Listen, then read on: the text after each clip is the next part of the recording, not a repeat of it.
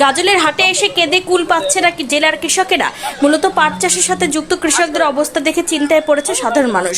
মালদা জেলার অন্যতম বড় হাট গাজল হাট। জেলার বিভিন্ন প্রান্ত থেকে চাষিরা এই হাটে এসে তাদের ফসল বিক্রি করেন। 12 নম্বর জাতীয় সড়কের দুই ধারে বৃহস্পতিবার করে বসে পাট হাট। জুলাইয়ের মাঝামাঝি থেকে শুরু হয়ে যায় পাট কেনা বেচা। এই দিনও জেলার বিভিন্ন প্রান্ত থেকে চাষিরা পাট নিয়ে এসেছেন বিক্রি করতে, কিন্তু হাটে এসে দেখেন পাটের দাম নেই। 4500 থেকে 5000 টাকা কুইন্টাল দরে বিক্রি হচ্ছে পাট। লাভ তো দূরের কথা, আসল খরচাটাও উঠবে না, যার ফলে হাটে এসে চরম হতাশ চাষিরা। অনেকে চাষের জন্য নেওয়া ঋণ কিভাবে শোধ করবেন এই নিয়ে চিন্তায় পড়েছেন। কেউ বা হাটের মধ্যে কান্নাকাটি শুরু করে দিয়েছেন। দিনের পর দিন বেড়েছে চাষের সমস্ত উপকরণের দাম।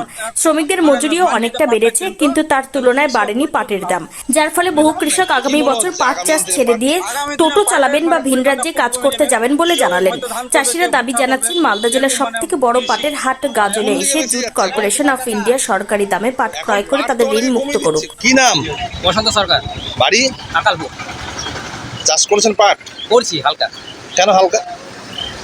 রাজ্য দাম পাচ্ছি না, পাটের দাম বেশি, অথচ দাম হাটের আসলে দাম নাই। এরকম পাটের কী করে চাষ করবো পাটে? তো কি করছেন এখন? অন্য ফসল করছি, ভুট্টা। অনেক পাটের থেকে লাভবান ফসল। আজকের কি খবর পাটের? আজকে পাটের খবর তো নাই, কিছুই, তার তো কিছুই নাই, দাম নাই। কত টাকা থেকে কত যাচ্ছে? এই 40-4500, তার উপরে 4600, এরপর নাই। পাঁচ না, পাঁচ ভালো না, ভালো পাট না 4800। 4800 দাম হাইয়েস্ট।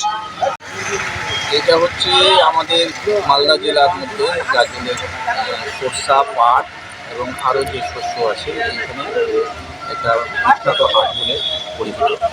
এখন কি বেশি? এখানে বেশি আমাদের পাট উৎপন্ন এখন কি আসছে?